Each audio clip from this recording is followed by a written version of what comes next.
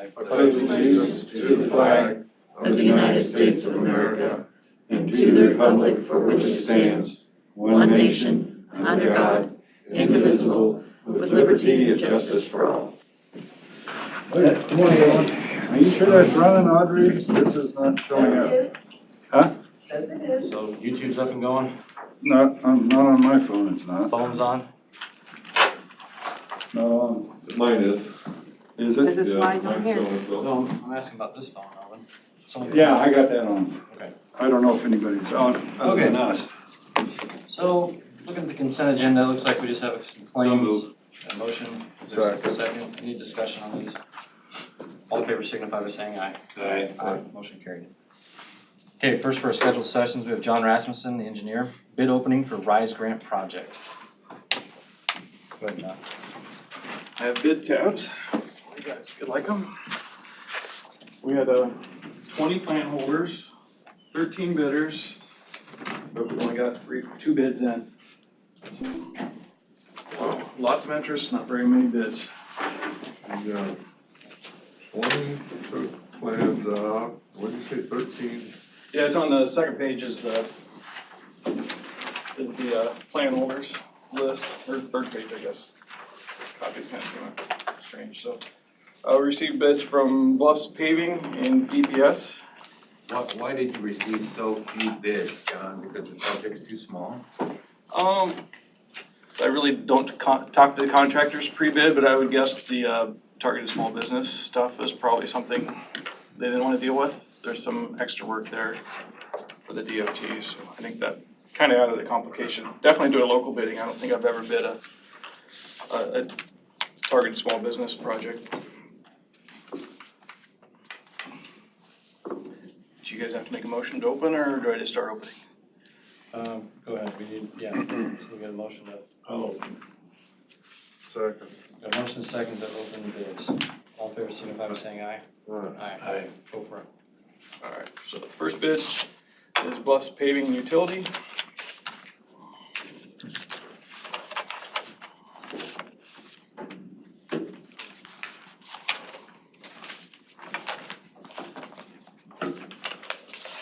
First one I opened there was the bond. The bond is complete.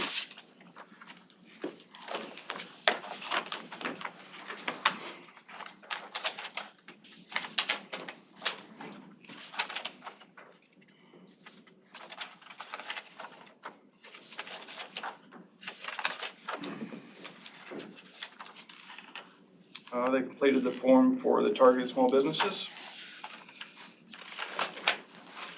So bid amount for Bluffs Paving is $966,561.54.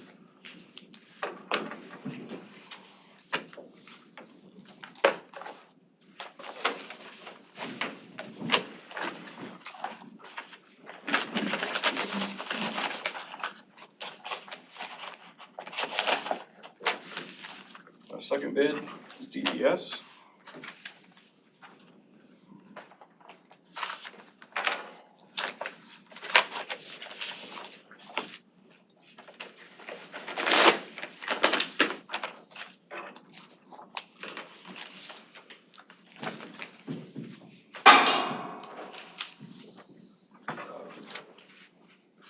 Bid bonds complete.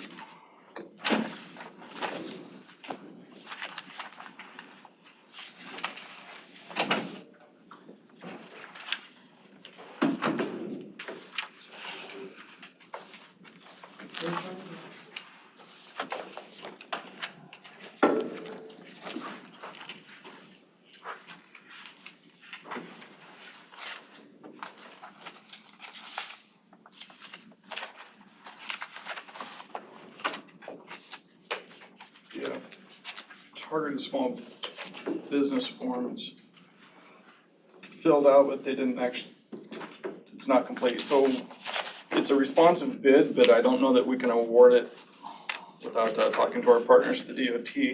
I'm gonna read the dollar amount now. The bid for DPS is $1,024,332.36.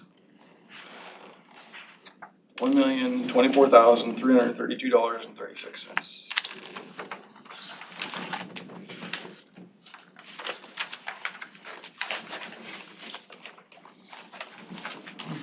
The estimate changed a couple times. The estimate was $1,045,000 approximately. That was from Lamson, who did you give us the estimate? I produced the estimate on the proposal. Lamp did, this is a 3-division project, so it's kind of complicated. Lamp did the design on one of the phases or one of the divisions. We did the design on the other 2. This doesn't include the internal road, this is just 190. This includes everything. The Oh, internal it does, yes. okay. Okay. John, did they give you any calendar days or completion date? The proposal was, the late start date was April 15th, and we gave 45 working days.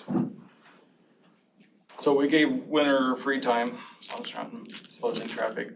Hopefully that was to maybe encourage people to get some of the pipe work done or some of the other little things that don't impact traffic, I guess, to get us ahead in the spring, but they don't really have to start until spring. Really won't be much construction season left by the time we get the contract done. It'll take about a month, and usually after Veterans Day, the weather's pretty iffy. It takes a month to get the contract done? Supposed to be nice weather this week.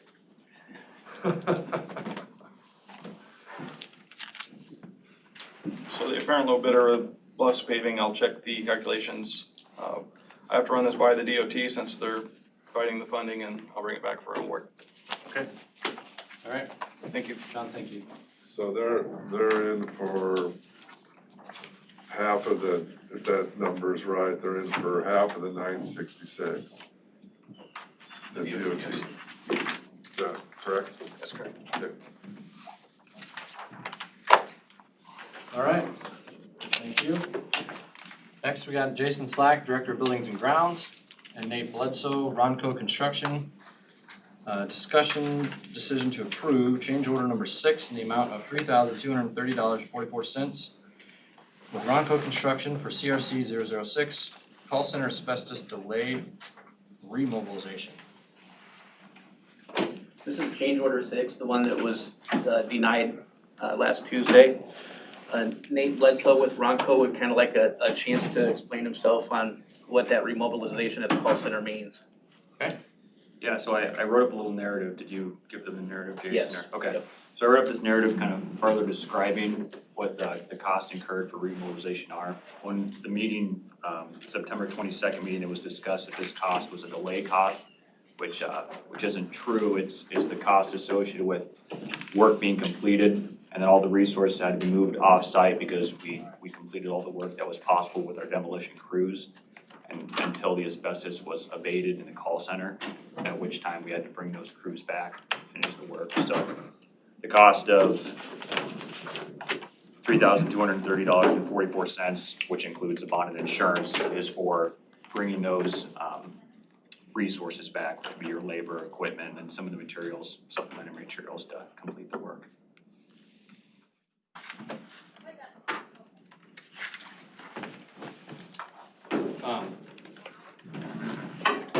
What's your recommendation on this? At the end of the day, you're day in, day out this stuff. What? At the end of the day, I think personally, Ronco may consider forgoing this charge if we would do something about the liquidated damages at the end of the. Well, and again, this has nothing to do with the delay. I mean, that's kind of a separate issue. We tabled any discussion about a delay until we can reassess towards the end of the project if there would be delay incurred. This is the actual incurred cost for us having to bring trucks down to load up all of our jackhammers and saws and bring crews to another job site so we could, keep everybody on payroll and everything and then bring them back. So this is a hard cost incurred that, we had to pay to move those guys there and back and finish the scope. And it was completely unknown. I mean, the asbestos in the area, I'm sure you guys have had those conversations. We couldn't have planned to have multiple mobilizations for that scope. So it was an unknown variable for us, and that's why it's this cost change. In talking with the general contractor, he insists that there was, some costs associated with the, with remobilizing the crew. And basically, that's all I can say. I mean, it's an unforeseen. So help me understand this just so I'm clear. So basically, we didn't know there was asbestos in a certain spot. Correct. We identified it, you guys had to move your stuff, we got rid of the asbestos, and then you had to move everything back. You're basically saying because we had to move there, move back, we Well, incurred so- these costs. Yeah, so in the call center, we were performing the demolition. When we ripped up the carpet, we found asbestos, and so we said, okay, we can't do work in this area, or we can't do work to the floor in this area. So let's see if we can find some other work to do within the building, which we did. So we kept working as far as we could, and then we completed all the other demolition activities in the building. And then we were at a point to where we couldn't perform any more demo, but we had more demolition to do. So we had to send all that stuff away, so we weren't just accruing those costs by that stuff sitting around. And this change order, I don't have the record on here, but it was approved by HGM, and I had conversations with HGM about this, and so in terms of the cost aspect of it, they approved all this, and then, when it presented to you guys. What's the, Originally, Ronco was wanting to charge us $28,000 roughly for the delay for this, and they've knocked all that down, and they're charging us for the remobilization now only. Jason, did the Bobcat leave the site? I do not know that. If there was, I don't even know at this point. I doubt there was even a Bobcat on site because we were just starting demo. It was a week into the project. And it's, the Bobcat leaving the site, it's not so much, so we rent our equipment, so even if it doesn't leave the site, the fact that it's still on site and has nothing to do, we have to charge for that time, not necessarily that it ever left the site.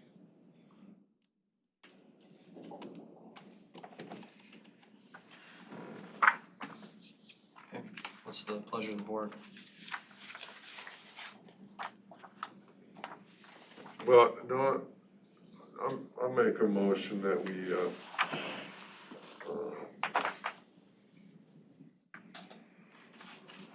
approve the change order number 6 in the amount of $3,230.44 with Ronco for the CRC number 6 call center based asbestos delay remobilization.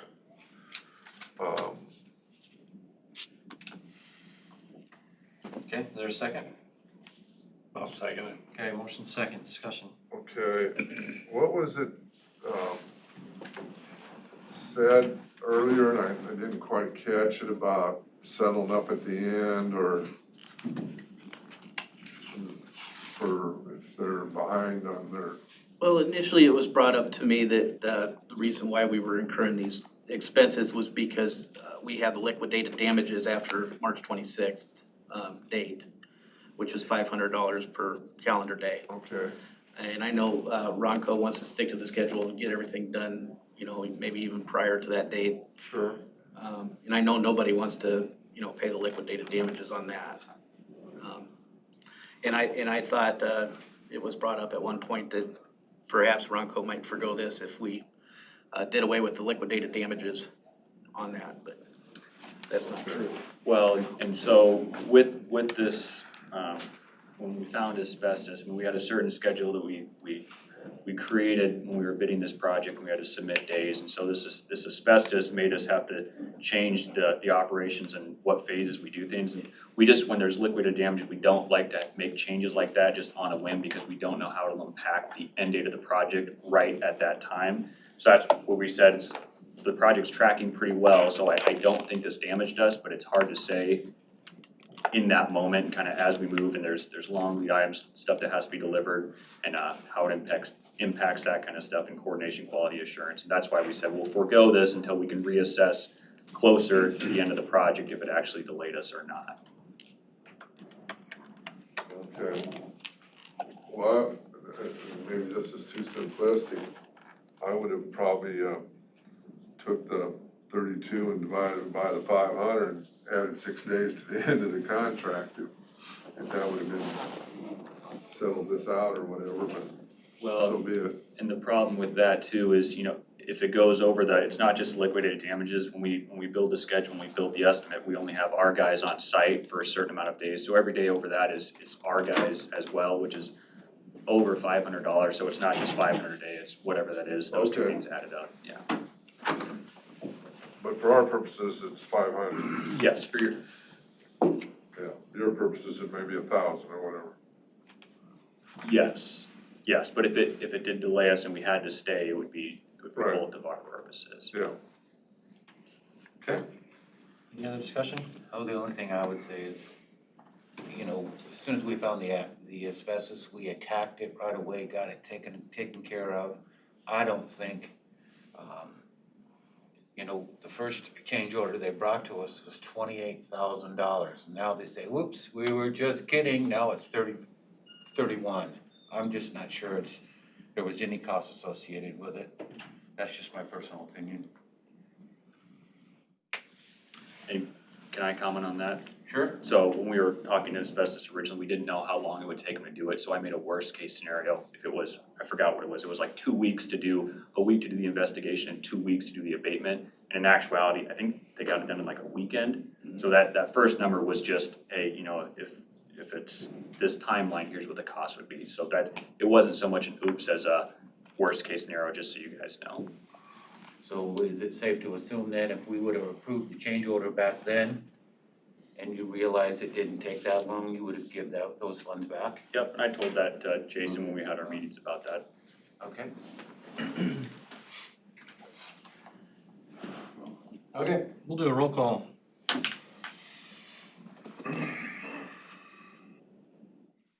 Chairman Schultz. Aye. Supervisors Bell. Aye. Groby. Aye. Wickman. Nay. Okay, Do you have some additional monies that we've put, right, for? We have a $20,000 contingency. Yeah, Right now, we're over it. we're over the contingency. Yeah, as of last week, we were over it by $3,000 roughly. Okay, Now we're, as we stand with change order number 10, or number 6, if we approve 10 here next and 6, we'll be $7,200 over, or added on top of the total contract, so, just so you're aware. And there are some more change orders coming down the pipe. So, one of them being the feeder panel for the UPS and the 911 comm center. That's gonna be $11,000 roughly, or 11 or 10. We haven't got a number drilled down exact for that yet, but, that's gonna be an additional cost. We've got a garage door issue, there in the Court Security Sally Port. We're not able to put a traditional garage door in there. We're gonna have to put a coiling garage door in there due to the water lines and things that are in the ceiling. And that's gonna be an additional cost, roughly $5,000. So, then we have another, little issue with the, steel modifications, which roughly only $2,000 that we had to do. Once they got the windows demoed, we found some, steel framing that needed to be addressed. okay. were those contingencies based on our, percentage of the whole project? Kim had a percentage, I can't remember what she said it was, Okay, wasn't much, but, $20,000, wasn't it, Jason? right, but yep. that's a small percentage of the whole project.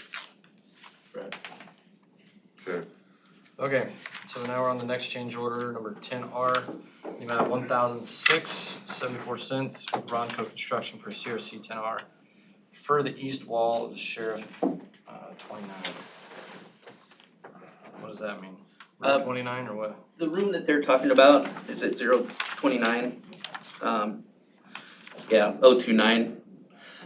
That's the old maintenance office, and that's where the deputies' offices are gonna be. So the east wall in that office has plumbing pipes in it. In order to kind of reduce the cost of doing the extra plumbing there, we decided to defer that wall out. It's gonna be cheaper for the county in the long run. rather than trying to repipe all that plumbing through that block wall there. So that's what this one is.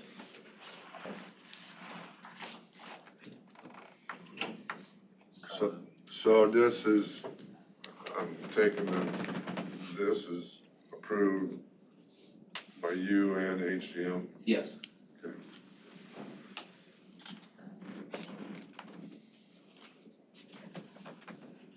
Okay, is there a motion to approve? So moved. Got a motion, is there a second? Second. Second, motion second, any other discussion on this item? All in favor signify by saying aye. Aye. Aye. Okay. Thank you. These sign, you get these from Melissa? Yep. Thank you.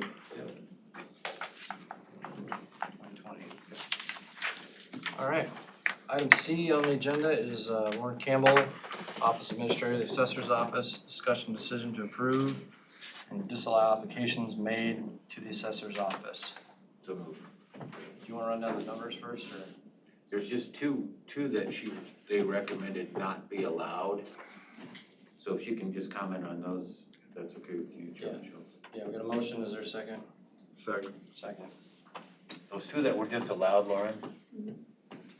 One's a family farm tax credit. We're recommending disallowed because the parcel is rented out and the person that's farming is not related to the owner. Okay. And then the other is also a family farm tax credit. The parcel is not 10 acres and nor is it adjoining any other parcel under the same ownership that is 10 acres. So those two would be recommended disallowed. Okay. So do they, for the family farm tax credit, is that something they have to do every year? No. So did these properties change hands then? Yep, whenever they change ownership, we send them a letter letting them know that the new owner needs to re-sign. Oh, okay. So that's how you get those then? Yep. Okay, thank you. Question for you too, we had an issue with a gentleman who applied for the military, exemption, not realizing that, we're in arrears, and so when we approved it, do you guys, I guess I'm trying to figure out, does the assessor's office notify them that, hey, by the way, you still have one more year of taxes you're paying, or is that the duty of the VA group that's giving them the application? Well, when typically our disabled veteran homestead applications are brought to us from the VA, I don't know what they're explaining. I think the people that I've talked to down there understand it. Most of the time, we don't have any issues with that. When they're dropped off at our counter, we do explain to them what assessment year they'll take effect for, and when those taxes will come due, and when they'll see that on their tax statement.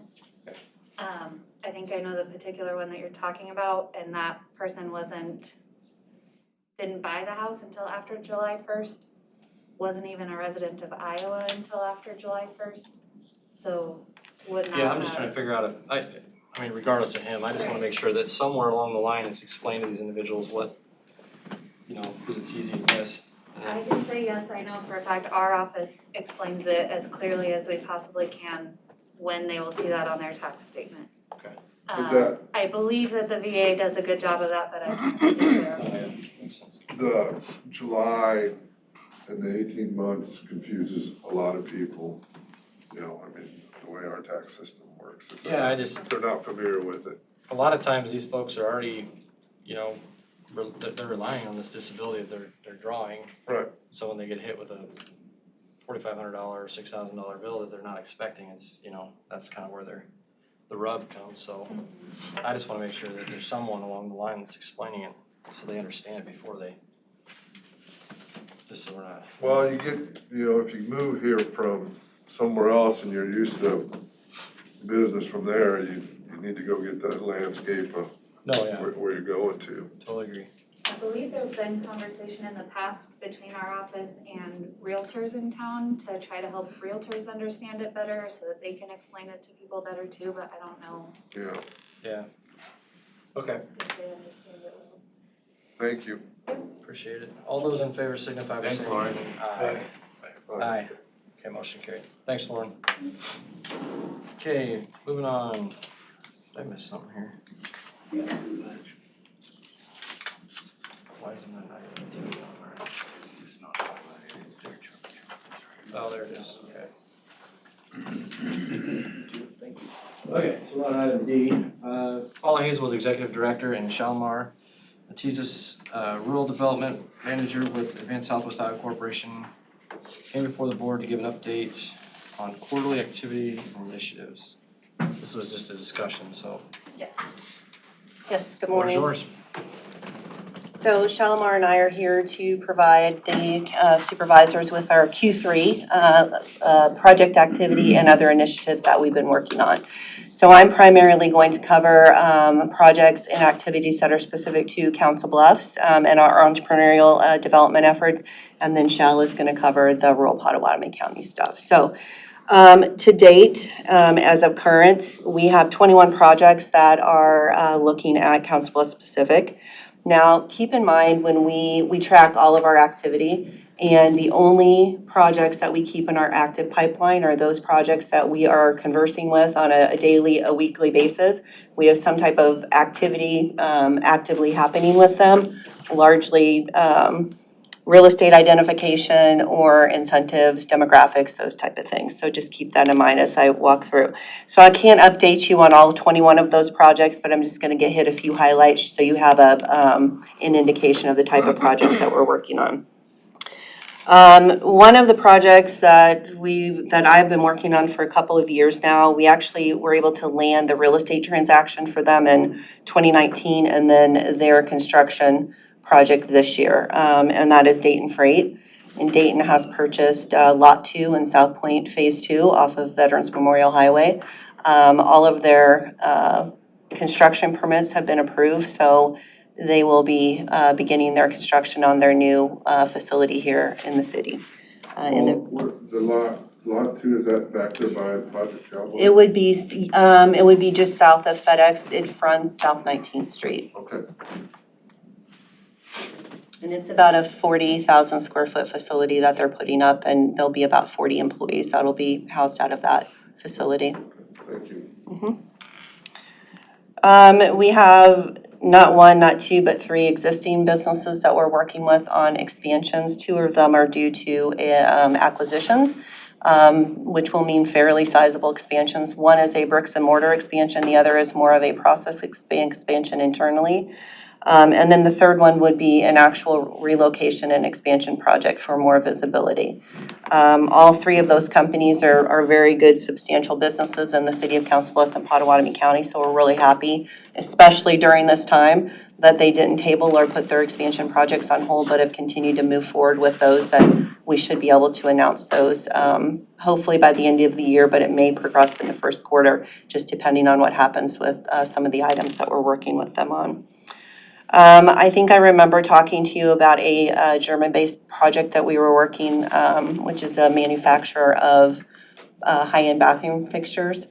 Even during COVID, their German-based headquarter representatives could not come visit us, but they don't have a current bricks and mortar facility in the United States, but they do have 2 people that represent them here because they deal with a lot of our large-scale retailers in the home construction field. And so they sent them in to look at a building that we had currently on the market. Unfortunately, that building is no longer available.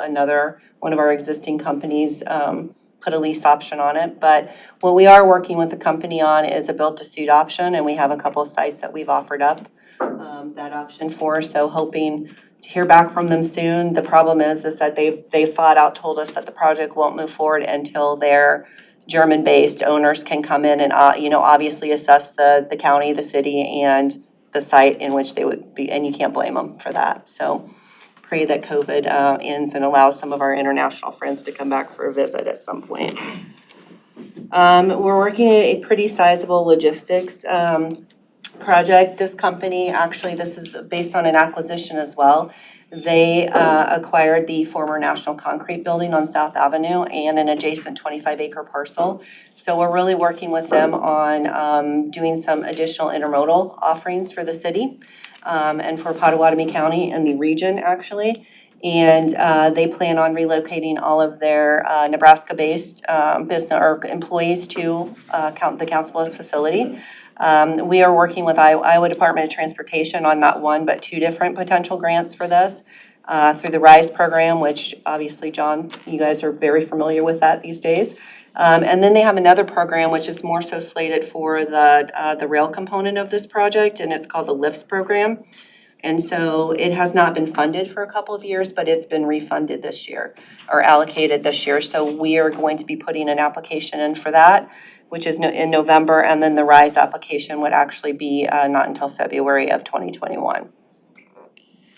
I don't know if Mr. Armstrong was here, so continue to work with Mr. Armstrong, getting everything that he needs tied up, but we are in the process, him and I met a couple of weeks ago, putting marketing materials together for the I-80, I-29 Industrial Park. That's the official name, if you haven't heard it referred to that yet, but that is the official name, so we will have some marketing pieces put together for that, and we already have a couple of interested potential purchasers there, so working with them to kind of collect all of the data that we need to determine their incentive eligibility. I have a question on that one. So is there any room for emissions in that area anymore? Do you know? Emissions, so like. Oh, yeah, good question. I just had that conversation this morning and actually with the city folks. And based on a lot of what's going on down there, I thought we were very limited, but we have another company that says, no, we're good.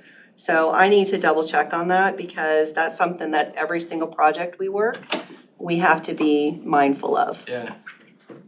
I'm just curious how much is left. I mean, Yeah, Who makes that actual determination? Is that the feds? DNR. DNR, Yeah. So the DNR does? yeah. And the Is hard part is it all federal regulations then that the DNR uses? As far as I'm, aware of, So absolutely. hasn't Mid-American, Sire, obviously Google is down there in two different, Did Mid-American and, mothball or close one of their, So am I right? I think, yes, but the big caveat with that is that they still include the potential.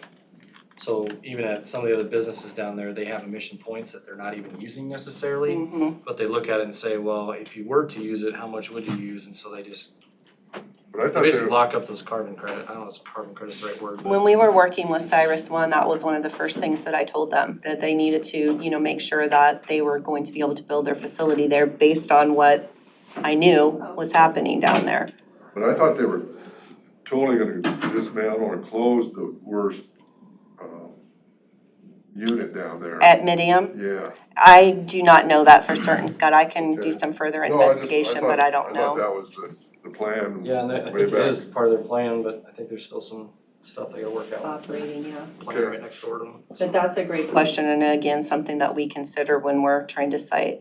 The user's probably, the end user for the I-80, I-29 industrial park will be more your service-based users, so they're probably not going to be the emission generation type of companies that we would have if we had manufacturing or technology company, the site down there. And then just late September and early, what day is this, the 6th in October? The days are all running together, unfortunately.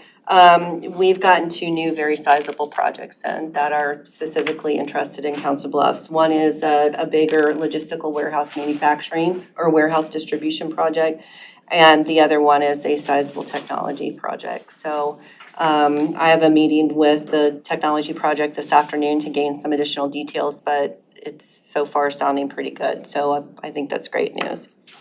We also have on the entrepreneurial development side of it about 15 projects that Nikki Ferguson is currently working on. And some of those are specific to Council Bluffs, but some are actually also in rural Potawatomi County. And so to date, what does that mean? Again, we track all of our activity. We've landed across the board 18 projects this year, which is quite honestly very surprising. I mean, I kept waiting for kind of things to flatline and they never have. We've been able to continue to work with the projects that we had going into COVID, and then we've gotten obviously some new ones and continue to work with the ones that I mentioned to you. So that is about $28 million in capital investment so far, and about 150 retained and or new jobs. I have that list. If any of you want to, reach out to me, I'm happy to review that list with you, no problem whatsoever. Some of the other initiatives we're still actively promoting and working with our partners on the Back to Business PPE initiative. We still continue to get requests for that on a weekly basis and have continued to deliver those products to our small businesses. I'm very proud of our staff, throughout this entire time. I mean, business is our business, but they kind of went into pivot mode and reached out to over 300 businesses to make sure, they have what they need to be successful, let them know about the other initiatives that are going on. And also, the first time in Advance's history, we're only a 6-year-old organization, so it's not like an extended history, but we did launch a fund development campaign this year. As our other partners, the county and the city and some of our utility partners continue to ask us to enhance our initiatives. Instead of, always coming back to our main funders, we thought it was important to bring in some private investors. We were supposed to launch the initiative in April. We ended up delaying it due to COVID, and we launched it virtually in June. And as of today, we have 10 new private investors and have raised close to the amount that we set out to raise. And then I've had some other recent conversations. We have about 4 other companies that are considering investing as well. So I think I'm pleased with the outcome of that thus far this year, and hopefully we'll be able to raise the $40,000 that we set out to raise this year. And then just a couple of other things really quickly. The Best of Iowa surveys have been, we have an annual fairly robust business retention program anyways, but because of COVID, we are not allowed into many facilities. And we did a lot of the work via virtual connection platforms and then also telephone. But we, with our partnership with Mid-American and Black Hills Energy, we are tasked with reaching out to their primary customers, which are pretty much all of our primary employers here in Pottawatomie County. And so because we weren't able to get into the facilities, we ended up actually requesting virtual meetings with them. But then if they couldn't do that, we sent them the survey. And we have 17 companies, and we've received 11 of those surveys back to date. We have a deadline of this Friday, so we're hoping to, we know 2 of them have absolutely said we're not going to do it. We're not filling out a survey. So we're hoping to get the remainder of those back and uploaded onto. You and I had developed a new COVID survey platform that we have to upload the information this year, and then that is going to be aggregated across all of the other information that's collected from the state, and that is what the annual Best of Iowa report gets. So when we receive that, I always make sure that the supervisors get a copy of that, so you're privy to all of that information as well. I'm excited about the land use study, the joint city-county land use study that's currently underway, and hopefully we'll be able to hit the target date of end of November for that. I think that's really going to set the course for our site development activity moving forward, not only in Council Bluffs, but in the county as well. I think that's going to provide us a great wealth of information that we need to do, or we need to have to move forward.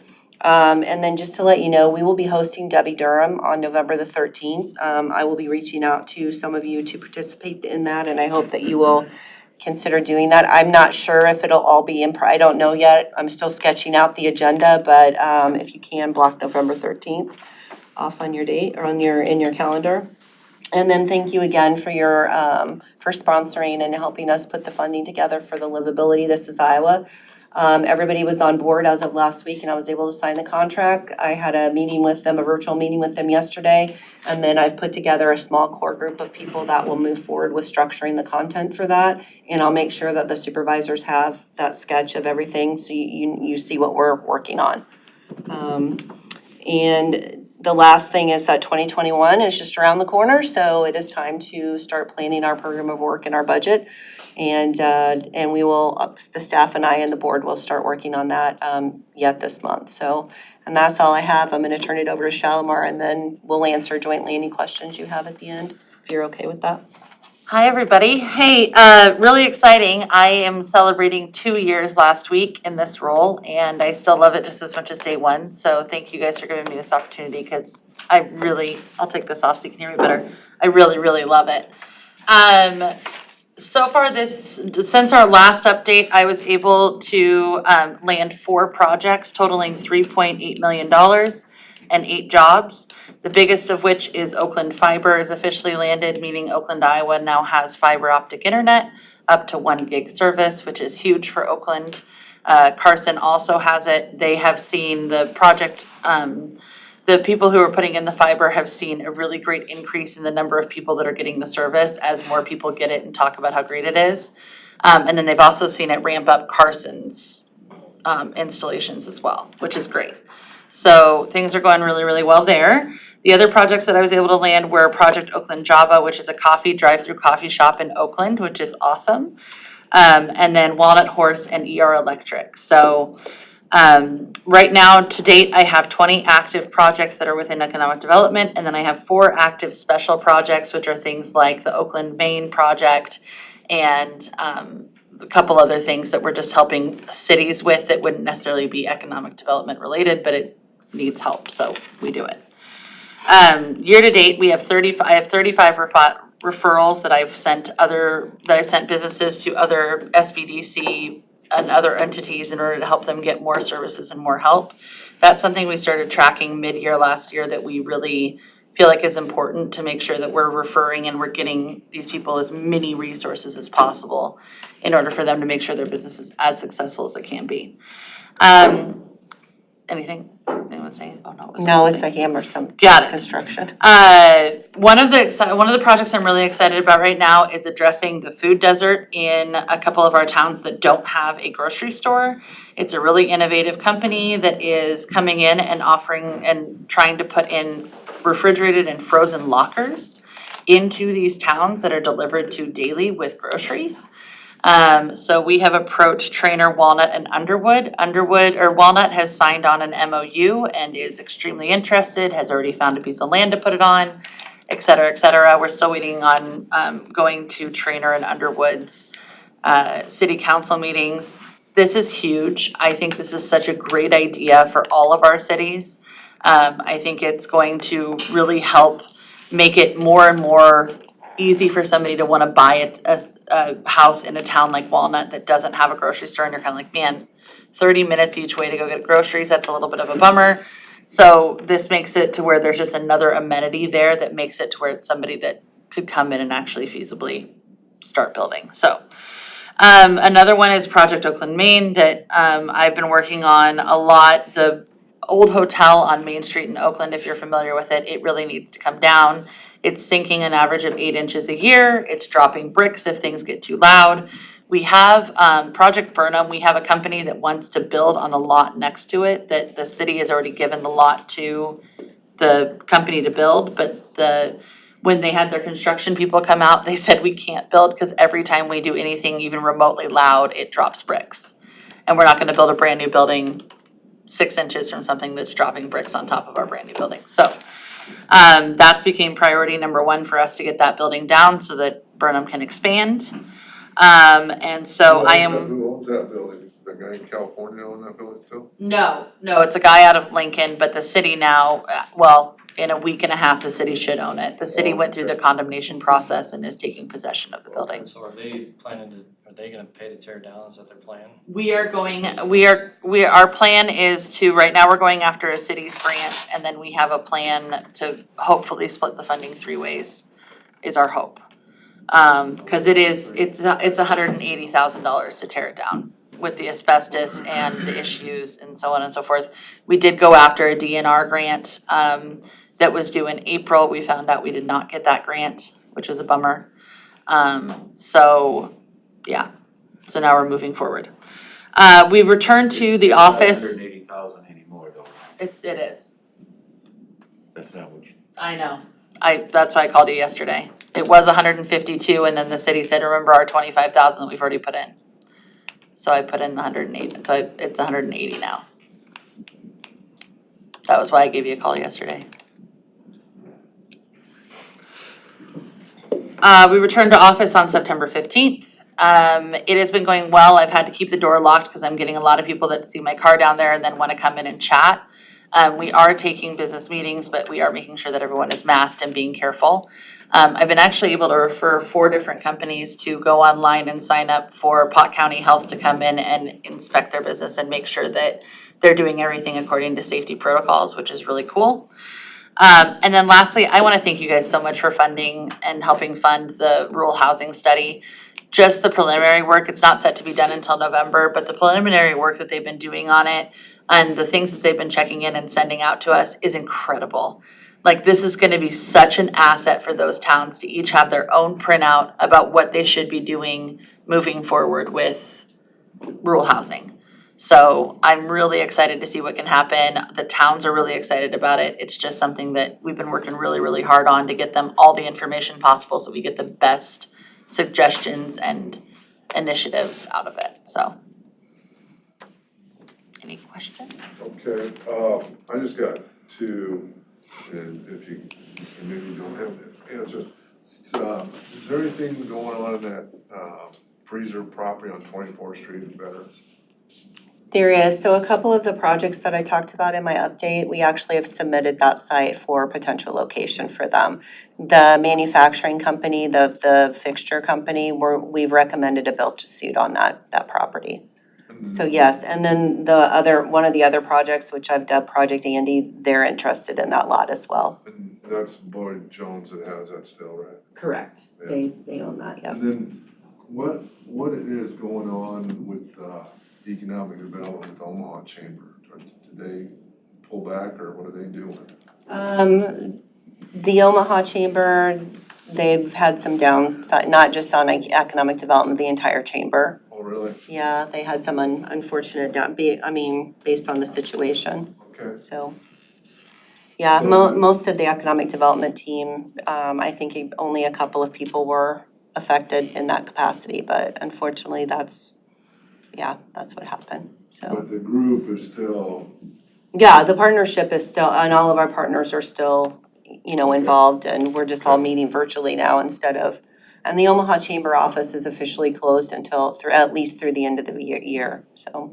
And then did they get a new economic development person in Mills County? Yeah, Marco Floriani, who used to work with me, he used to be at the Omaha Partnership. Oh, really? Mm-hmm. Okay. Yeah, so it's, him and I have all already met several times and really talking through, if they would like to rejoin the partnership, and I think he's very interested in it. I took him to Des Moines a couple weeks ago to introduce him to Debbie Durham and her staff, and had a great meeting and a great visit, and yeah, he's a really good guy. It's enjoyable to have somebody that knows what partnership means. Okay, thank you. I will mention one other thing, if that's okay. I mentioned the land use study, and so the city had committed funds and the county had committed funds, but between what the consultant came back with, there was about a $14,000 gap in that funding. And so I just want to let you know, I did go to the foundation and they've agreed to supplement that gap, so we won't have to come back and ask for any additional funding from the city or the county. So just so you know. And that's supposed to be completed, what'd you say? End of November In is the target date, yep. Okay. Great, That's it. thank you. Thank you. Thank you. Thank you very much, Paula. Thanks. You're welcome, and I'm sorry, we have to skedaddle.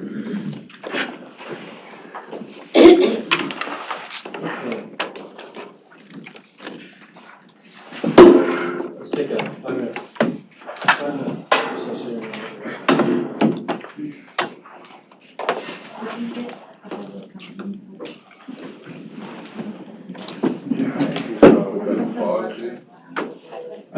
Could, I guess. Walnut Never Shade. paused. They were one of them. Yeah, we're getting more rural ones coming in. It's good. Because I'm talking to every company that I talk to about Does it. it have a pause? Yeah, we had a pause button. show, he came in, and we talked to him, said the same thing, so. Good. Because there's still. I don't know, I can't stop the streaming because, It's just streaming. yeah. Festival, and I was like, did you guys want to have it the right way when you COVID in it? You just need to have Pot County run you through what you should and shouldn't do. I can't get started. People want to see people. I mean, I don't want to dial a phone like I do Bank of America and I can't get anything. I want to talk to that person and I want to know if I come here, I want to be able to talk to them.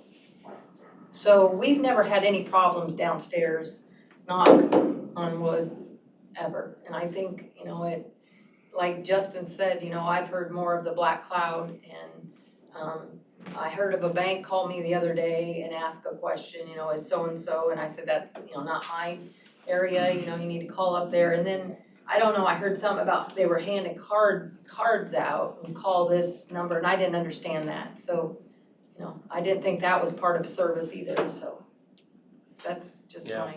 Yeah, I've heard as well. So they were handed a business card, said contact this person, they're working remotely, and then the phone number on the card and the email was not even current.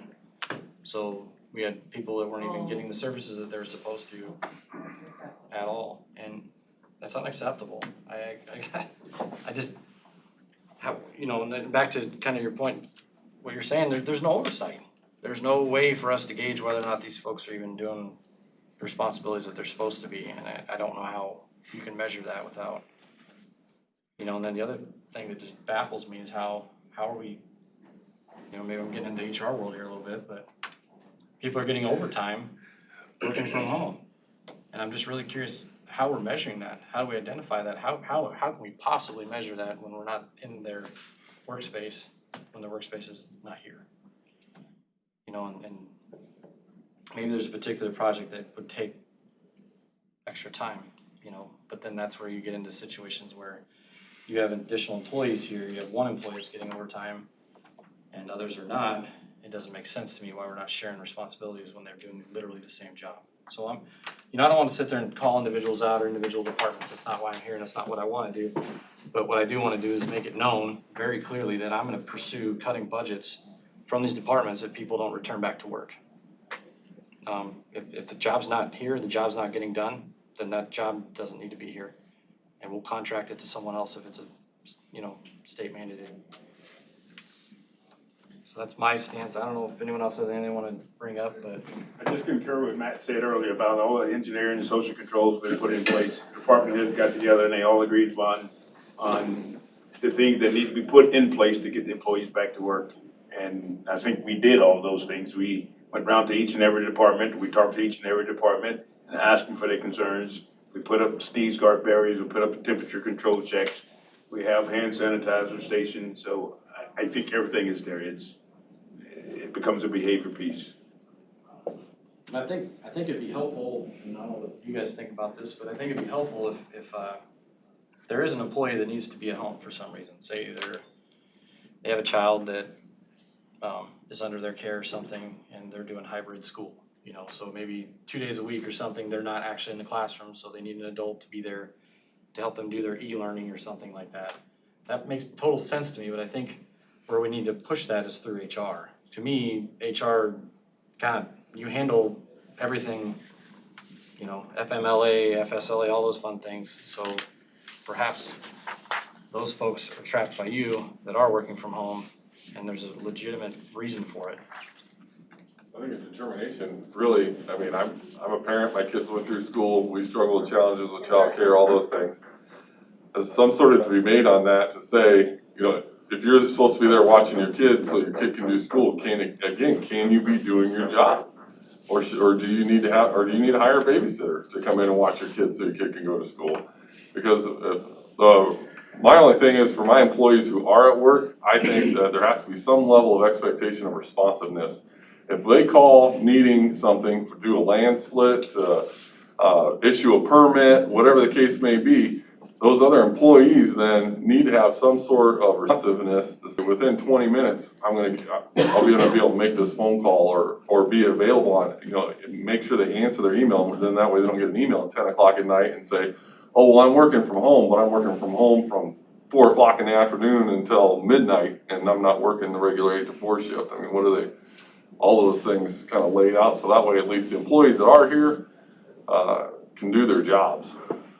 Because a lot of them are intertwined and affect one another. But. I'm going to chime in a little bit. My office is one that's been mostly remoting in since since all of this started. And my experience has been, as I'm hearing different folks, black cloud, and it says, and even Lee saying, the employees get jealous. I mean, that is not a good reason for having folks come in because people are feeling uncomfortable that they didn't get the same, benefits. My office is different. I don't have folks that are passing tax sheets, across, those things. My legal assistants, sometimes they're coming in when they have to, actually get paperwork, but vast majority of what they do involves, we were set up to go full digital years ago. So we get police reports sent to us, by email. They're typing up documents. My legal assistants, as an example, don't have person contact. They never really do.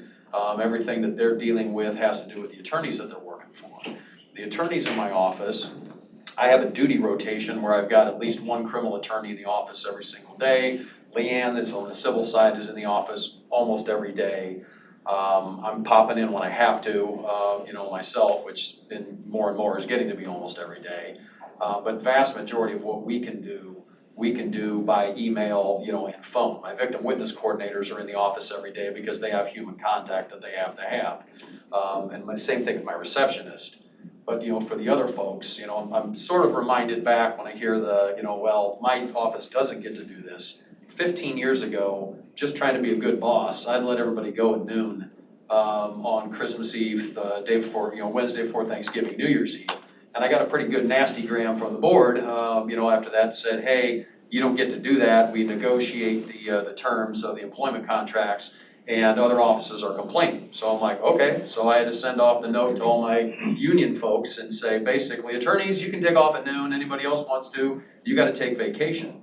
And that wasn't that we weren't able to get our work done that day. I'm just trying to be a nice boss, and then, that's the way it goes.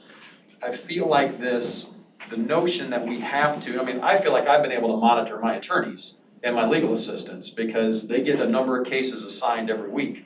They either get those cases done or they don't get them done. They either get their trial information typed and submitted or they don't. If I got victims calling me that we're folding on all of our cases and they're not getting the, attention that they need, obviously if I have attorneys in court, they have to be in court. But we're in a little different boat as well because when we go to court, the courts have said they want us in face shields so that they can see, our face expressions, and all of that. Well, Iowa Department of Public Health recently came out and said contact tracing, if you're both wearing, you don't have to worry about being a contact that gets quarantined, but face shields are not effective. So, I think a lot of this stuff is, I call it maskoflage. We're basically wearing masks to make it look like we're doing something effective. Face shields are the ultimate maskoflage. They have zero effect, but it makes everybody feel good that they're wearing them, other than they look ridiculous. And so, but my point is, I can't afford to have an office shut down. I can afford to have 4 or 5 people shut down. But, in our cases, I'll just use as an example. She's up there working right now, Mimi Dobson. But she handles my sex abuse cases and my child sex abuse cases. And I can't just dish another attorney off on her cases because she has to sit out for 2 weeks because she's building rapport with those folks. And so, I really would rather not force folks in. I don't think I think I've got the authority not to do that, certainly with my attorneys. And I think that the rotation of, them being in the office regularly, I've told everybody, I expect you to clear your voicemails multiple times a day, expect you to return calls. If I'm having issues with that, I expect to hear about it. I haven't really heard complaints. I've had a couple of those, which I've addressed. I make everybody in my office, if they're gonna be working from home, send a morning email telling us where they're gonna be, that day as well, so that I can track when they're up, when they're not. That's just, I guess, sort of where I'm, coming from on that. Maybe I'm gonna sound incredibly hypocritical when I say this, but your office was never one that I was ever concerned with, I'll be honest with you. So, but I know that doesn't sound right when we compare it to these other conversations we've had, but. Well, I certainly get when you've gotta be access to the public. If I've got complaints that people can't get a hold of us, then I need to know that. I'll deal with it. I send off an email or I call my attorneys, because I have things that come up on a daily basis. And they're pretty good about, answering the phone. Or getting back to me, in an email within an hour. And I expect that. And if I'm having trouble getting a hold of them, then I'm gonna suspect that maybe they're watching ESPN or they're, playing Call of Duty or whatever, and we're gonna have a chat about that. I have not had those issues, for the most part. I've had a couple a little slow to respond and we've dealt with those. We've had people come in to get their stops released and stuff with Matt's office. we've never had an issue with your office at all, because we have to have the release from them, and they immediately, called or whatever, somebody's answered right then, and those people can get their car plates. So I don't think I've never heard anything about Matt's office, and that's a different area in, respect to. Well, I also, on a scale of 1 to 10, my fear of COVID is about a 1, right? But on a scale of 1 to 10, about my fear of getting shut down, I'm about an 8 or a 9. I've served a 2-week quarantine from being exposed to somebody that was positive, but it didn't do anything to me other than it sucked for 2 weeks being basically locked in my house. And so I don't want that to happen, to my folks. And as long as CDC and public health are telling us that if you get around somebody, you're gonna get locked down, then I'm probably gonna be as little conservative on, access to my folks. I think getting off of my little personal, department though, I think we gotta be careful. I pulled up the employee handbook because I wanted to take a look at it. We actually don't have any provisions in our employee handbook that say thou shalt be at the courthouse. And I pulled it up in our union contract and we don't have it there either. And so if that is something that's important to us, then I think that is something we need to take a look at policy-wise, because I may or may not agree with Tim over everybody's a county employee, not who has the authority to, to say what. But I don't have to worry about it, because right now the employee handbook doesn't say you have to be at the courthouse. It talks about hours of work, but it certainly doesn't talk about place of work. And the only places I could think of to find it were the one on attendance, because I thought obviously that's gonna be a big one, right? And it doesn't say a location in it. And there was the one talking about courthouse shutdowns for like weather and emergencies. I thought that actually would probably apply. There's a lot of what I would say policies that certainly imply presence when you're talking about dress code, and things like those. But we don't actually have a policy that says you have to be in the office. And I mean, honestly, I wouldn't mind if we, talk about those things. Like, for some positions, permanent telecommuting isn't a bad deal. I mean, I think, as a boss, I've been doing this now almost 20 years. But, I would have said absolutely not. I'm not in favor of it. I want to know who's doing what when. And the past 6 months have shown me that most of my employees are able to get their stuff done with zero problems in different locations. And my daughter works for Lincoln Financial Group. She's remote over in Omaha. She's remoted in for the past 7 months, and they've said, you won't be coming back to the office till at least April, maybe forever, because they've got access, to do that. So, I mean, I think we need to be free to allow folks, in appropriate cases. If you're getting your job done and you're supposed to be at the office, and people can't get a hold of you, absolutely, we need to drop the hammer on those. So I'm gonna push the question back to you. How do you account for it? So if I have an employee who's an hourly employee, and we're mandated by labor laws to pay people for hours worked. Sure. How do I mandate that if I don't even have a way for them to clock in or clock out? But yet they hand me a piece of paper and says, oh, well, I put in 5 hours overtime today. How do I prove that? How can I even say, no, you didn't? I have no way to do that. And so, I mean, there's another side of this that. Well, the overtime question is a thorny one. I agree. When I heard you say that folks are putting in for overtime, and then you're like, and they're not there. I mean, all I can say is, I've got access to people. I mean, our IT should be able to monitor when people are signing on, signing off, and what work they're getting done. I mean, for me, I'm less, I don't have anybody putting in for overtime, so I guess I'm less concerned about that. I'm concerned. Salary exempt, I don't really care, because they're paid to do a job. I'm concerned that the work's getting done. When you got people putting in for overtime, I don't disagree. That's a concern that you have to be able to monitor. I don't think I've had an overtime request come to my office. You're not, like I said, you were never really, and like, as hypocritical as it sounds when I say it, your office is not a problem. It never has been. Matt's office, it doesn't have the,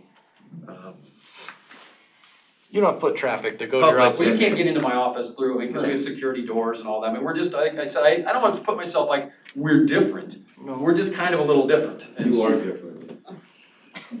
Thank you, Tim. Well, what you do here is that Matt has laid out very strict expectations Right. to his managing his employees. department. And not only did he lay out strict expectations to his employees, is that he follows up on those expectations that were laid out, which is, probably somewhat. I think any department that has, provides a public service to all of our residents treasurer's office, auditor's office, recorder's office. Even though we can't do anything about the assessor's office, all those offices where our constituents can come up and request something from them, everybody needs to be back to work. That's But they what I, come down here, and then they're saying, you know, well, I need to go, you know, to, the recorders, or are they there, you know? Well, yes, you know, I need to go, auditors, well, you'll have to go check, or you'll have to go check with the assessors, or, you know, and, I mean, I'm not the informational center of, you know, Pot County, but, you know, if I have to do business with one of those offices and I can't get an answer, and I have a disgruntled employee or a customer, he came in for a reason.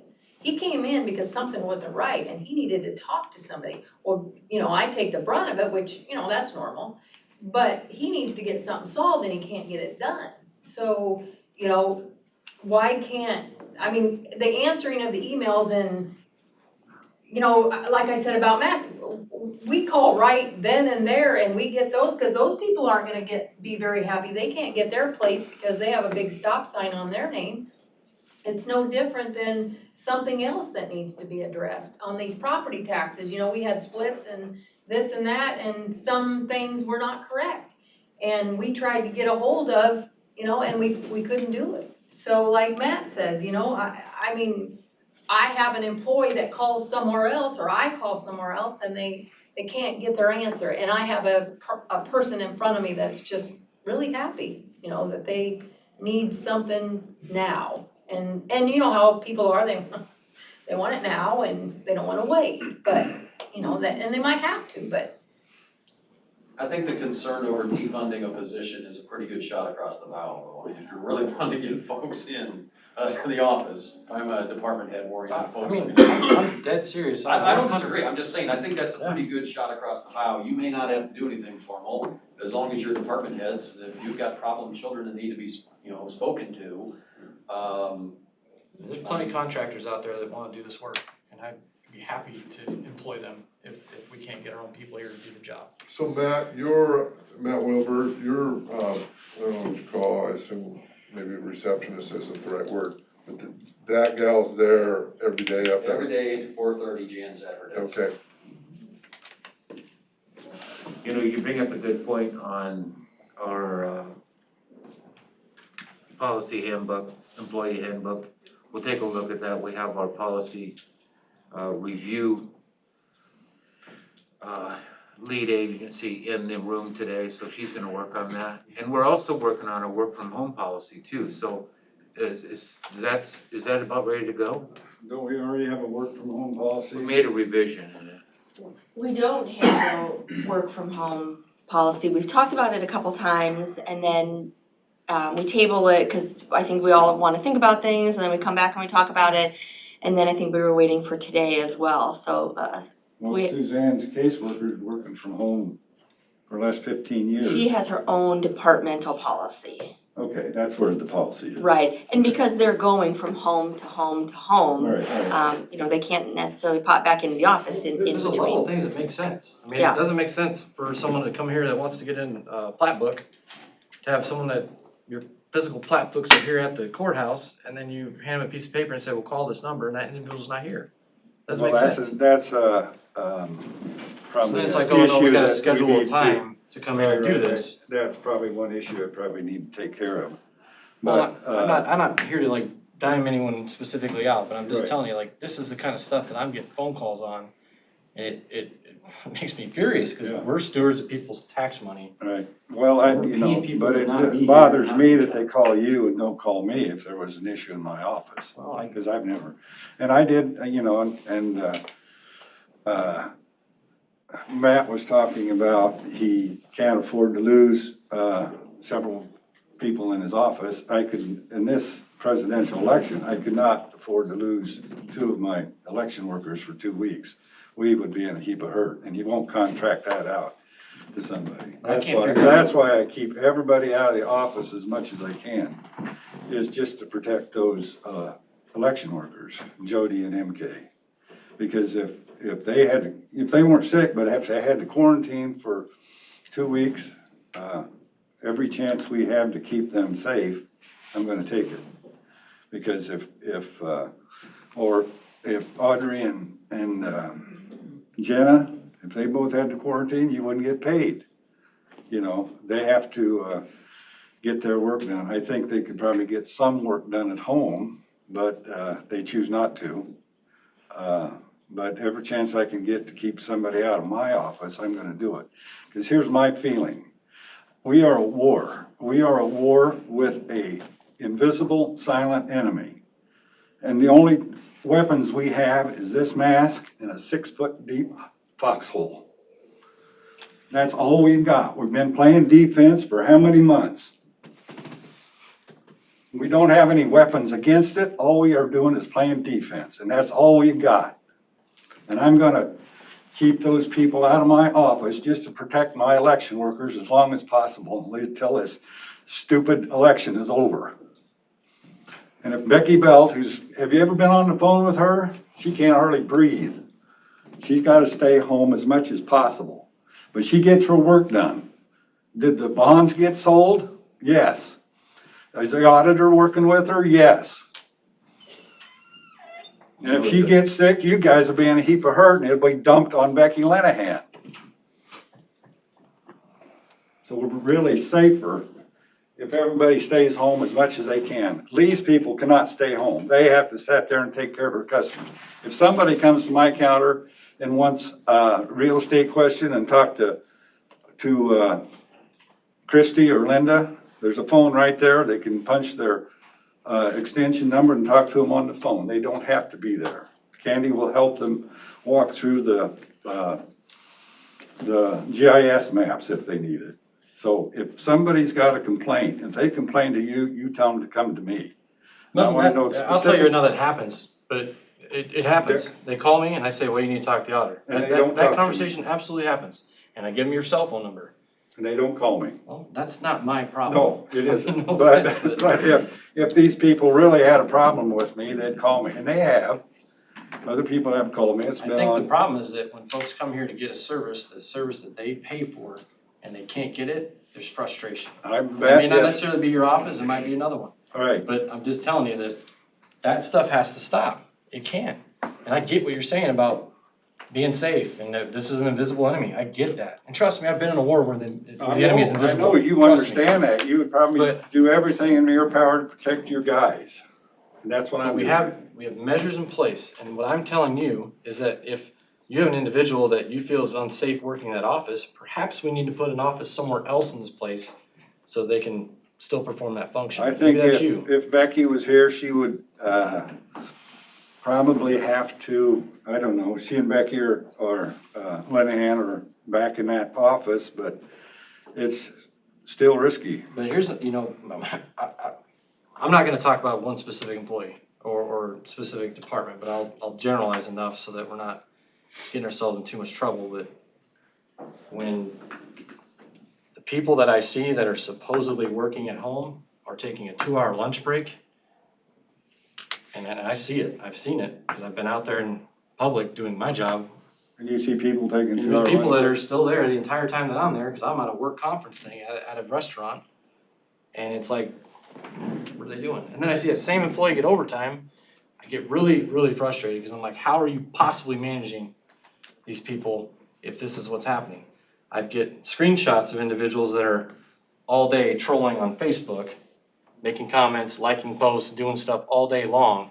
Now granted, there's probably 100 employees in this county that probably have Facebook opened up on their Well, they can do that, screen. and do that at or their work. phone, whatever. But my point is, like, when you're seeing this person constantly for an hour, 2 hours, making comments, they're not working, And I'm not saying every manager needs to go and police up Facebook and social media either. I'm just saying that there's a problem going on, and I'm not blaming any one of you. I'm telling you that we need to fix it. And at some point, I'm gonna bring it up individually, and I'm gonna say, this person doesn't need to have a job anymore, and we'll deal with it. But you gotta really evaluate, and I'm right now, I don't see a single department that works for the board anyway that needs to be working from home, and that's my expectation, everyone's back to work. I can't tell you elected officials what to do. Well, you know, I've read these articles about, yep, it does include county government as the future of, I talked to Jason and Hunter downstairs. I says, in the future, are you guys gonna come to the courthouse? And I'm talking out in the future. Something that we probably all need to look at. How is government gonna operate virtually and digitally? When, that's what the next generation expects, that I should be able to do everything I want online. They're not gonna come to the courthouse. But there's so many people that want that interaction of They just do that. looking at our face and we smile and say, Yeah. no, I'm sorry, I gotta charge you $375, but yet, here's your sticker that's only this big, but you know what, you have a good day. But I still made that person's day because I interacted with them and I personally looked at them. Yeah. And I went to Avoca this last September. Glenn came and visited me. I had the best time in Avoca, and these people kept saying, I can't believe you came out here and, you know, took your 3 days and Right. And it Oh, was yeah. the best time of my life because I could interact with those people. Yeah. And I think they deserve that service too. I know. So I don't think this virtual, I'm old. I've been here 43 years. I know, but when, I'm I'm talking not ready about when we're, I'm not ready for virtual and, no, and I'm not either. you know, I don't want that. I'm I not want either, this but- interaction and I want this, everybody else, you know, to have that too. I know what we're going through. Nobody wishes on their worst enemy that we would Right. ever go through this. But, you know, with our Pot County Health and everything, they've made above and beyond different safety measures for everybody, I think. I mean, maybe I'm No, and just, I won't disagree with you. I like, but I'm just talking about years in the future, that this is a good, I think we we'll should be take it. retired, Melvin, so. We will be done, we'll be done and gone, but I think it's a Well, so, good, and you let the little ones take over, that's fine, but maybe, until I I think leave, it's a good learning experience you for, know, we've got so local many government. things in place that help everyone, but there's certain things that you can't. And, you yeah. know, there's jobs that have to be remote, and they can do their job. You know, I think Matt's office, I think it'd be better if I was remote, so we didn't have to deal with those, you know, I mean, I wish we could be remote and not to have to, but that's not in our work ethic, so. I think we've been lucky around here because I think Matt's done a good job, but, above that, I think the whole environment of this Omaha, Council Bluffs, Douglas County community understands what's going on because of the University of Nebraska Medical Center, who was taking those Ebola patients years ago. And that was a big deal, and we all watched it on the news, and we were all concerned. So when this popped up, I think in the back of everybody's minds in these communities, we're aware that, you know, that could be a big issue. Now you go up to northwest Iowa, Sioux County's got a 30% positivity rate. This little rural county, they weren't used to that, where I think in our more congested area, I think that we took better measures and were more concerned.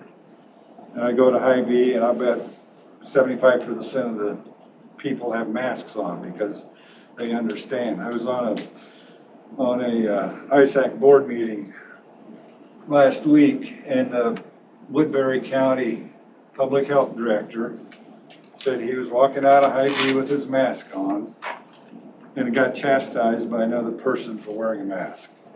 I mean, it's, Well, you know, and you just, some of that stuff just scares the crap out of you. personally, Melvin, I think that your financial officer should be here to answer questions either from the public or for the board.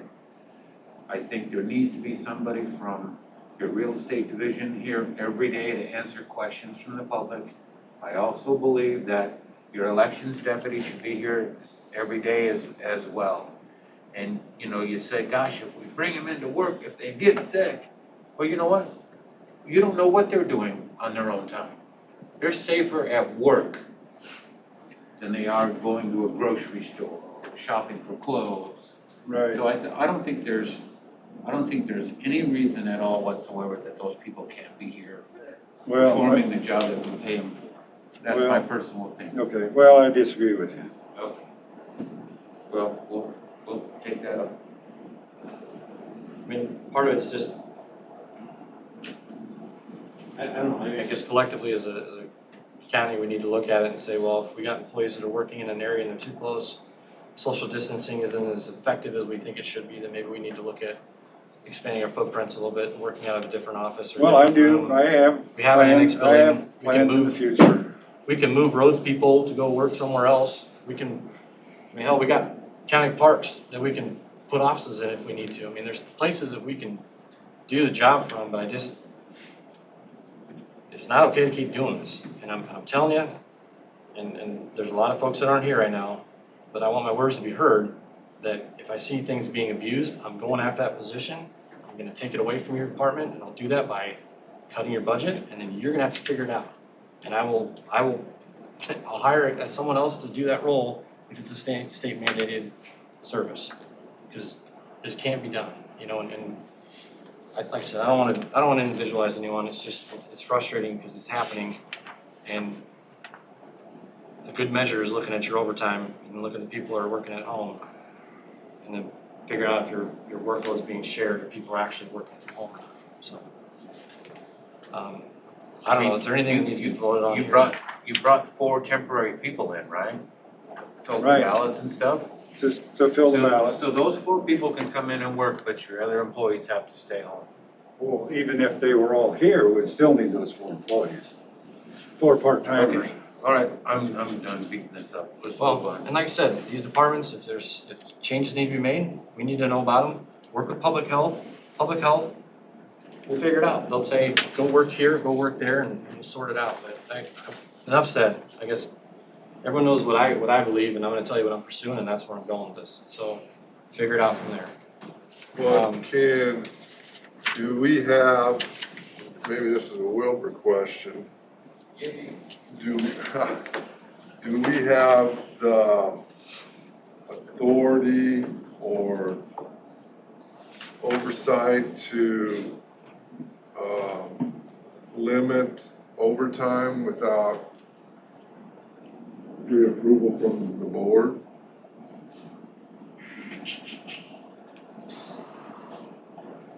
You can't really limit over the payment of overtime, and if they work the hours, they work the hours, and they gotta be paid for the hours. That doesn't mean that you can't require employees to get pre-approval, and if they don't, then that becomes a disciplinary issue. So, we've had that, I've had folks that have requested comp time, or those discussions. And I say that has to be pre-approved. If you're gonna be working, looking for comp time, you're gonna go over, I need to know about that ahead of time because I've got to schedule work around. So I think we can require pre-approval. I don't know that they can get pre-approval from the board. Maybe you can, within a particular, and Janet might know this, within a particular department, I think you can make the department head get pre-approval, but if they work the hours, they got to be paid for the hours. No, I understand that. We can just reprimand, suspend, terminate if they repetitively violate that policy. Am I sort of barking up the right tree? Okay. So, if that will clean up that piece, we should probably go down that road. I agree. I don't disagree at all. Well, yeah, I think if the average taxpayer looked at the amount of overtime that happens here, and then looks at the amount of work that actually gets done, and the people that are actually here, they'll blow their freaking mind. And they're gonna sit there and wonder what is going on with their tax dollars. It's unbelievable in some cases. So, and I don't know how, I'm gonna credit the treasurer, I don't know how in the heck you do it. I don't know how you do it with as many employees as you have, and as little time as you have to get the job done.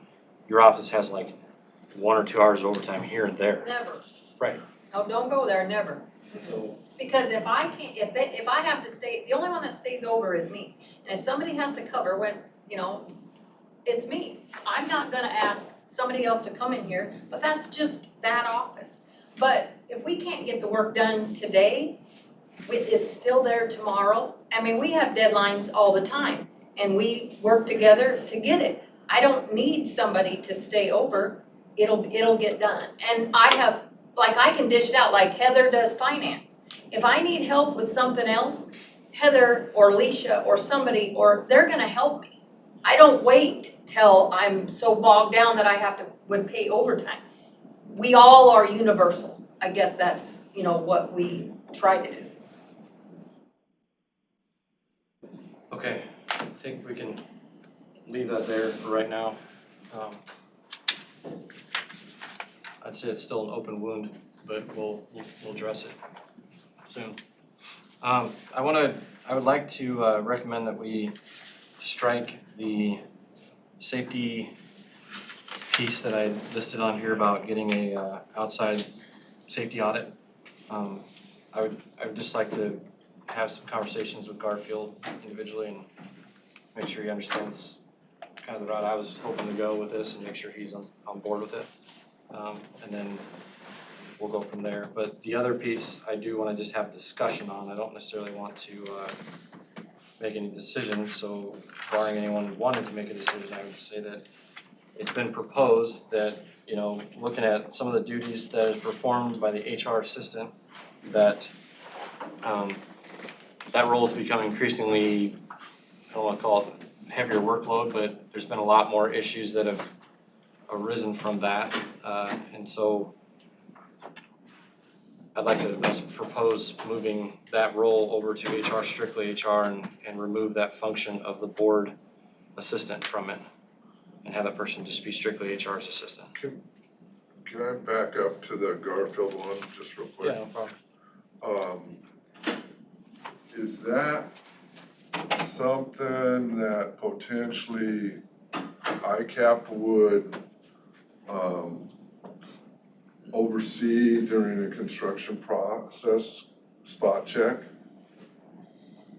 There's a reason why we have what we call a certificate of insurance. Right. The certificate of insurance covers the liability of that contractor, so if anything goes on, that's why we allocate a certain dollar amount for if that contractor does something illegally when it comes to liability or workers' comp, anything like that. So, for ICAP to oversee a construction, I don't think that's. Okay, so then if I were to call OSHA. OSHA has a free consultation that's willing to come in to oversee anything that you request. Okay. That usually gets their attention. And that construction company has a safety department, safety reps that periodically comes out and make inspections of their site. Okay. Yeah, like I said, I don't want to. No, I just want to make sure I was on the right path. I thought I was, so, no, thank you. Yeah, and I'll reach out to you after this and kind of let you know where my mindset was. I think you were kind of left in the dark on a lot of where I was going with this stuff, and I think I owe that to you before we put this on the agenda. Thank you. So back to this HR assistant, I just think, be careful, I choose my words here. I think that it's time for that role to be put under HR entirely and no longer have the board responsibility. And that's why I would like us to consider and think about it, put it in the back of our minds, having a board assistant part-time position back in there. We used to have one before. We got away from it because it made sense to use the HR assistant and the board assistant kind of thing. But I think we're at a point now where it's not making sense anymore, and we should try to consider bringing that person on. You know, we've talked about potentially having a PIO and some of these other responsibilities out there. This might be another opportunity that we can kind of knock out some of those too.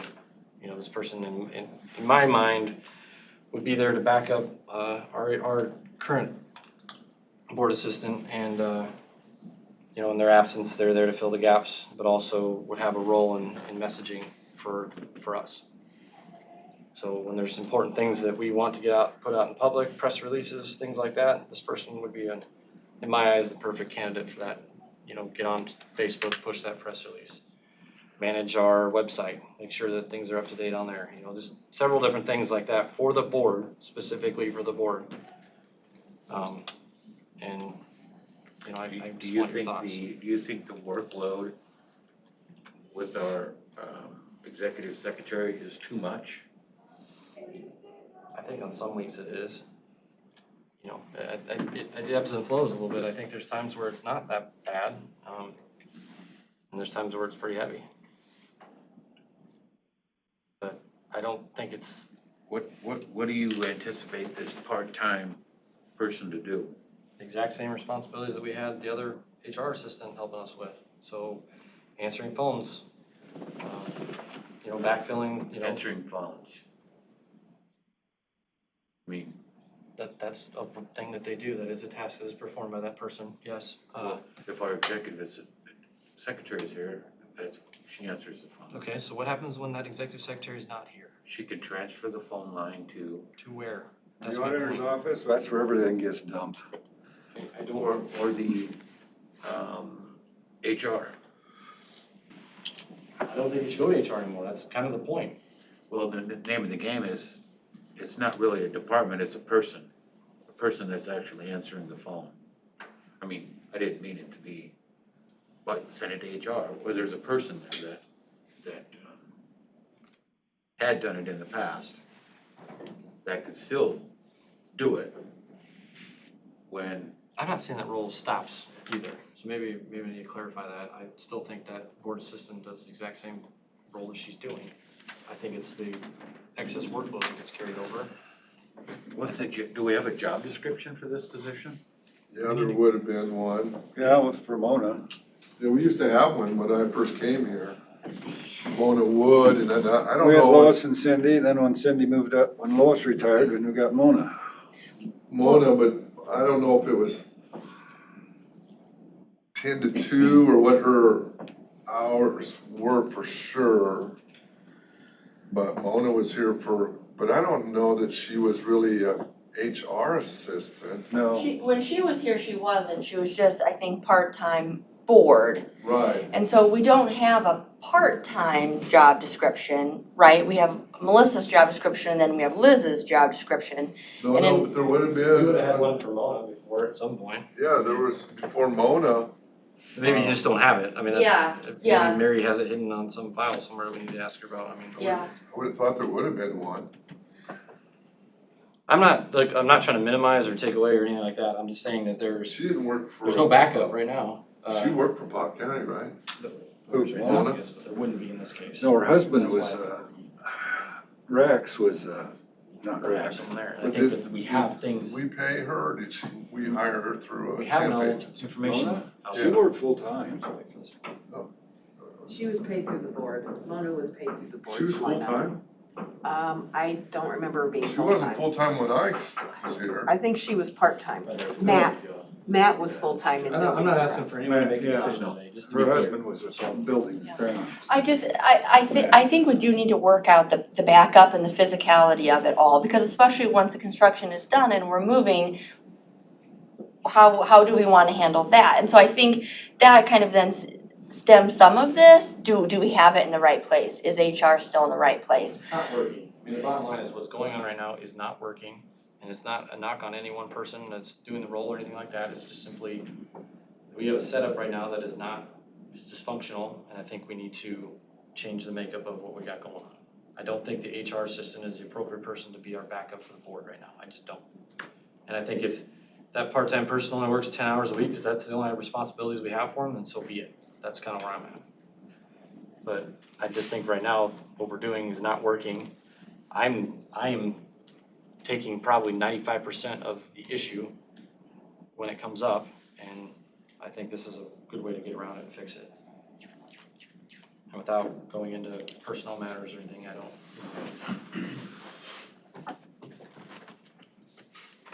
So, I mean, do you see that differently, or I mean, do you see that differently, I guess? Where's the rest of the board on this? Where you at, Lynn? I tell you, for some reason, I'm not real familiar with part-time work here. So that's why I haven't been saying much. Well, I think we go and see what we can get from what Mona would, and I'm not sure what it was, for some reason I thought it was 4 hours a day, but I may not be right on that. And in fairness, I don't see those job descriptions should be any different than what we have for the current full-timer. It should be exactly the same, it's just different hours. Right. I don't see any. No, then maybe that's how it was set up, I don't know, but. Probably, yeah. I'd be curious to go part-time right now? back, do we still have those records, how? I can Elizabeth file it, Elizabeth's see if our there's a job HR description in assistant, there. but she's helping fill the gaps for the board. So say our current, our current board assistant's out for an appointment. Right now, the setup is that the HR assistant is backfilling. Well, that's not working right now. And it's not, like I said, it's not necessarily a personnel issue, it's more so the structure, the makeup that we have is causing friction points to not work. And But I think even when Cindy went on vacation, Mona filled in for that. Yeah, she did. So I don't know, if we can just do some research on that, and then we can kind of work from there, I think. I think just the additional duties could be some of the information stuff that needs to get out there. No one right now from the board 4 days is, a week sometimes. no one's working on our website right now. No one's working on it. We have to basically hassle IT to figure it out, and I don't think it's necessarily fair that only one person's gotta deal with all that when they gotta manage 5, good idea, ferries that we have up here on the board, so. But anyway, 5 what? good idea ferries. Don't put me in that category. You're probably one of the biggest Well, I ones. don't think it's too, if you wanted to change, put something else on your Board I of can just tell you Supervisors this, that, website. We haven't budgeted any money for any additional employees. I know, we didn't budget those either, and those are coming up here next week, so. And that's probably about equal to what that person's salary might be for the year. So, I mean, I get it. That's not even. I'm not gonna say it's a valid argument. Okay, thank you very much, You're welcome.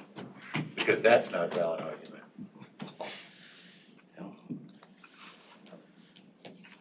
Okay, I'll make a motion to go in, closed session. Okay, I got motions, is there a second? Second. Roll call. Closed section for Iowa Code 20.17-3. Okay. Chairman Schultz. Aye. Supervisors. All right, I'll turn the phone off. Thank you. Thank you. Supervisors Groby, Yes. Quick, Aye. and Bell. Aye. Okay, so just to make